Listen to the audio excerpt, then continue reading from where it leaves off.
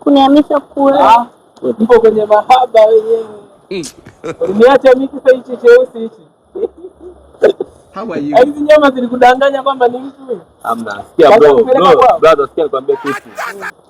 Mapenzi huwa sio sura, mapenzi yanatoka moyoni. Wewe muulize huyo na kwa nini nilikuwa sina moyo? Kuna motisha. Bana achana na mimi. Yaani zangu umekula. Hapa hivi kile cha kuongea ya baby. Acha kula visende vyangu sana hapa. Ndugu yangu, hapo juu kukea. Basi lipa. Utakuwa mkee. Lipa wewe, lazima alikuwa anakuletea wewe.